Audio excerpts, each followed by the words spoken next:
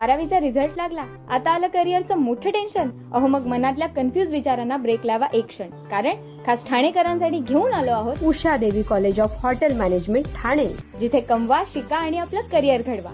संपूर्ण practical oriented course असल्याने ना अवघड अभ्यासाची चिंता आणि क्रूज पंचतारांकित हॉटेल्समधून भारत आणि परदेशात 100% नोकरीची हमी.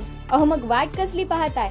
आजच आपला प्रवेश निश्चित करा आणि आपल्या पाल्याला द्या करिअरची सुवर्ण संधी. निशंक होई रे मना, निर्भय होई रे मना, प्रचंड स्वविबळ पाठीशी नित्य आहे रे मना, नित्य आहे रे मना. जय शिवदत्त श्री स्वामी समर्थ महाराज. हॅलो, हा बोला ताई. 5 मिनिटं अनुभव सांगायचा होता पण वेळ झालाय आता ना. नाही नाही, हरकत नाही, बोला तुम्ही बरं जर बरं. मी तुम्हाला ताई पुण्याहून, सांगायचं असेल तर. हो हो, हा 5च मिनिटाचा आहे. मी बर, पुण्याहून बोलतेय. हा हा हा, मी नाव नाही सांगत. हा तर मागच्या मे महिन्यामध्ये 23 तारखेला असं झालं, माझी मुलगी आहे, तिची मैत्रीण, तिचं लग्न झालंय 2 वर्षापूर्वी. अच्छा, एवढी मोठी मुलगी आहे तुमची पण? हा, 24 वर्षाची. मी अरे वा, 2दा अनुभव शेअर केलाय तुमच्या चॅनलवर. अच्छा अच्छा, हा हा हा हा, तर काय झालं मॅडम, हा ताई सॉरी, मागच्या आठवड्यामध्ये म्हणजे 23 तारखेला तिच्या घरी तिच्या मिस्टरांचं आई भांडण झालं त्यांच्यावरनं. म्हणजे अच्छा, हा त्यांच्यामध्ये काही मिसस्टँडिंग असं झालं असेल काहीतरी मिस्टर व्यवस्थित. हो अंडरस्टँडिंग, हा हो. तर तसं झाल्यामुळे काय झालं, ती ऑफिसला होती आणि तो घरी होता. हम्म, त्यांच्यामध्ये भांडण झाली घरी, मग आई वडिलांची आणि त्याची. अच्छा, तर त्याच्या डोक्यामध्ये खूप राग आला असा म्हणजे, आणि त्यांनी तिला ऑफिसमध्ये फोन केला की मी चाललोय म्हणून. तर अरे, हिने एवढं सिरियसली घेतलं नाही ना, ती म्हणजे एकदम अगदी काहीच नसताना म्हणला हा मी चाललोय म्हणून, नाही का असं. हो हो हो हो, तर मग त्यामुळे तिला काहीच वाटलं नाही. हा तर मग हा नंतर तिने मग अर्ध्या तासाने फोन लावला, हा, तर त्याचा फोन स्विच ऑफ होता. मग ती अय्या, घाबरली की मी चाललोय आणि असं ह्याचा काय फोन लागत बोलला? नाही. हा हा हा हा हा, तर मग ती लगेच ऑफिसवरनं घरी आली तर बघते तर तो नव्हता. म्हणून मग तिने आईला विचारलं, सासूबाईंना, की हा यश कुठे आहे म्हणून.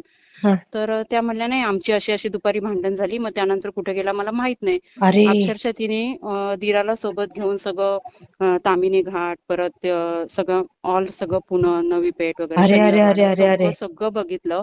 हा पण तिला तो कुठे, मग ती इतकी वेडी झाली ना, म्हणजे तिला एवढं टेन्शन आलं ना ताई, हा हा, एवढं खूप टेन्शन आलं. नाही बरोबर आहे आणि ना, हा हा हो, आणि मग संध्याकाळी काय झालं, 7:30ला मग तिने मधुराला सांगितलं की अगं असं असं झालंय, यश गेल.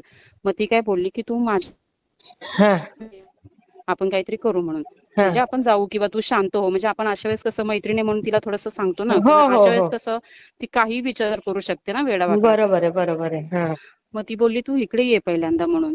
मग ती इकडे आली माझ्याकडे 9 वाजता. आणि हम्म मग तिच्या मित्रांना पण तिने इथं बोलून घेतलं. मग खाली त्यांचं काहीतरी चाललं होतं.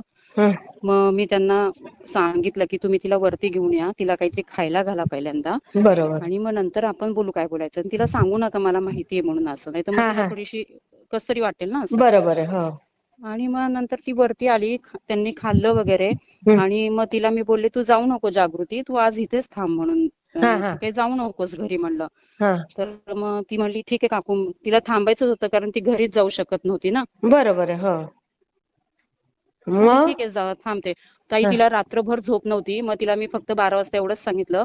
आणि ती हम्म, मला सारखी म्हणत होती की तुम्ही स्वामींना सांगा म्हणून, तुम्ही आई स्वामींना ग, सांगा, मी खूप टेन्शन मध्ये. हा म्हणलं मी मगाशीच सांगितलंय, मला सगळं माहितीये, तू आता झोप, आपण उद्या सकाळी उठलं की बोलू म्हणलं. हा हा आणि मग ताई मी सकाळी तुम्हाला सांगते, गुरुवारचाच दिवस होता, 23 तारीख होती त्यावेळेस. हा हा मी हा, सकाळी उठले ना, ती रात्रभर जागी होती. तिने कालपासून, गेल्यापासून एवढे मेसेज केले होते त्याला, आई ग, अक्षरशः एवढे 2-2 मिनिटाला ती करत होती. अरे अरे, आणि मी उठले 6:30ला. ती हा टेन्शन का कोणास ठाऊक, मला असं वाटलं केंजळे दादांना फोन लावावा म्हणून, नाही हा का. हा हा हा, आणि मी म्हटलं बाई दादा एवढ्या लवकर फोन उचलतील की नाही का. आणि मी बरोबर. ताई फोन लावला 6:30ला, एका सेकंदात दादांनी फोन उचलला. 6:30 संध्याकाळचे की सकाळचे? नाही, सकाळी सकाळी 6:30 अच्छा, गुरुवारच्या दिवशी. अच्छा, हा हो, हा, रात्रभर ती झोपली नव्हती ना, बाई ग, म्हणून मी हा तिला हा म्हणलं थांब, तू टेन्शन घेऊ नकोस म्हणलं, मी हा एक दादा आहेत त्यांना फोन लावते म्हणलं, ते काय बोलतात ते आपण बघू म्हणलं, हा नाही का. हा हा, आणि मग सकाळी मी 6:30ला म्हणलं दादा फोन उचलते. मी स्वामींना सांगितलं, स्वामी दादांनी फोन उचलू दे म्हणजे, नाही का असं. हा हा हा हा,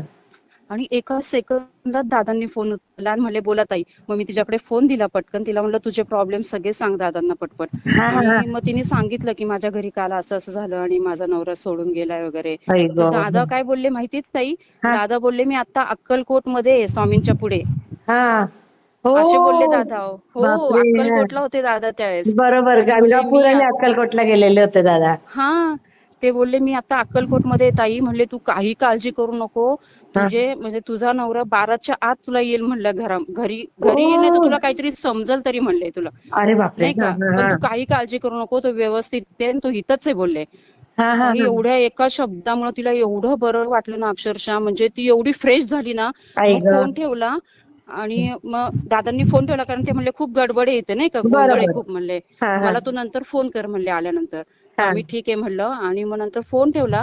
हा. आणि अक्षरशः 5-10 मिनिटात त्याचा मेसेज आला तिच्या फोनवर की आई तू काही ग. काळजी करू नको, माझा राग शांत झाला की मी येतो म्हणून बरं का. तर बापरे. तिला लगेच 5 मिनिटात मेसेज आला की जेणेकरून 1.5 दिवस त्यांनी काही रिप्लाय दिला नव्हता, तो 5 मिनिटात त्यांनी रिप्लाय दिला तिला. बापरे. त्याला कशी बुद्धी झाली तिकडून मला माहित नाही. खरंच आणि मग खरंच. नंतर मग नंतर काय झालं, मग ती फ्रेश झाली, तिला मी खायला वगैरे दिलं. तिला म्हणलं तू आता काही काळजी करू नको, आता दादा बोललेत ना 100% तसंच होणार म्हणलं, तू बिलकुल काळजी करू नको.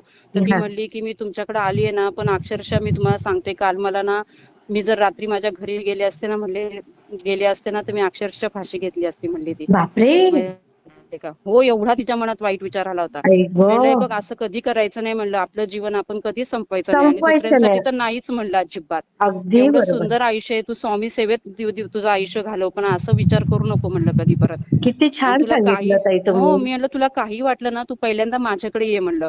हम्म. पहिल्यांदा तू माझ्याकडे येत जा, मी तुझा राग लगेच शांत करत जाईल म्हणलं, माहितीये का. अगदी आणि बरोबर आहे. तशी मी बोलले, ती एवढी फ्रेश झाली. आणि मग माझ्या मुलीबरोबर पार्लरला गेली ती. हा आणि ताई तिने मला फोन केला 11 वाजता हा की काकू म्हणे तुमचे पाय धुवून पाणी प्यायला पाहिजे. म्हणलं का ग, काय झालं. हा. तर मला बोलली ताई यशचा फोन आलाय की त्यांनी मला आता भेटायला बोलवले, अजून 12 पण नाही वाजले म्हणे. काय म्हणे दादा बोलले आणि तसंच झालं बोलले. आई ग. बघा, हो. आणि ती अक्षरशः स्वामींचे ताई पाय ती कधीच भेटायला गेली. पडणार नाही बघा ती. हो, तिला खूप म्हणजे एकदम शॉकच झाली ती एकदम. तिला काय हो वाटलं नाही म्हणजे असं कुठे होईल का 12च्या एवढा तो काल गेला ना, असं दादा बोलले म्हणतो म्हणजे नाही का, असं तिला थोडं वेळ हा वाटलं हा होतं हा असं. हा. पण ती गेली आणि तिला फोन आला म्हणजे तिच्या मिस्टरांचा की तू ये, मी इथं आहे, आपण भेटूयात म्हणून. आणि आई ग. 12च्या आतच फोन आला. अरे वा. मला पण खूप आनंद झाला म्हणजे. तुम्ही किती चांगल्या हो ताई, म्हणजे मुलीची मैत्रीण.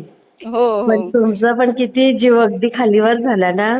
खूप म्हणजे मलाच टेन्शन आलं की म्हणलं एवढ्या म्हणजे आता 2 वर्ष आलीत लग्नाला आणि ह्यांच्या आयुष्यात एवढे प्रॉब्लेम आताच आहे. तिला मी बरं. सांगितलं मग म्हणलं तू स्वामी सेवेत जा म्हणलं, तुला काहीच प्रॉब्लेम येणार नाही म्हणलं. खरं अगदी तारक खरं. मंत्र म्हणत जा, सगळं करत जा म्हणलं, जॉब पण कर आणि तारक मंत्र म्हण, तुला जमेल तसं कर म्हणलं तू. अगदी बरोबर सांगितलं हो, ताई तुम्ही. त्यामुळे आता खूप इतके छान. दोघं आनंदात आहेत ना. हो ना, तो पण दिवस म्हणजे आई खूप वडिलांनी ना खूप नवीन कपलच्या मध्ये जाऊच नाही लुडबुड करायला. हो, माझं प्रांजळ खरंय. मत आहे की त्यांना त्यांचं स्वातंत्र्य द्यावं, जर तुम्हाला हो, आयुष्यभर मुलगा आणि सून हवी असेल तर. हवी असेल तर. हो, खरंच आहे. ना त्यांच्यामध्ये लुडबुड करायचीच नाही. नाही तर आणखी सुरुवात आहे, मुलगा इतका नवीन चांगला आहे. आहे, थोडस हो, त्यांना एन्जॉय करू द्यायचं, हो, त्यांच्याप्रमाणे बरोबर आहे. वागू हो, द्यायचं. खरंच आहे.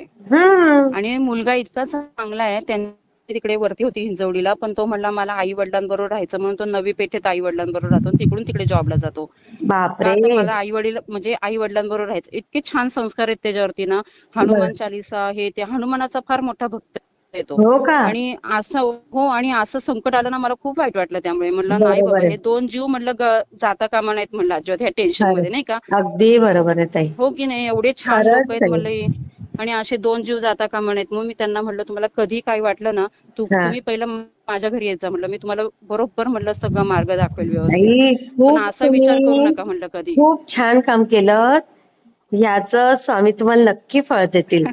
नाही ताई, देतातच स्वामी मला. खरंय खरंय खरंय. हो.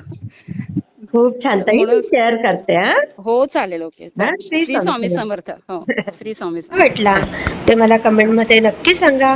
आणि व्हिडिओ आवडला असेल तर लाईक, शेअर आणि सबस्क्राईब करायला विसरू नका. आणि हो, तुमचेही असेच काही अनुभव असतील तर या दिलेल्या नंबरवर रात्री 9 ते 10 ह्या वेळेमध्ये तुम्ही शेअर करू शकता.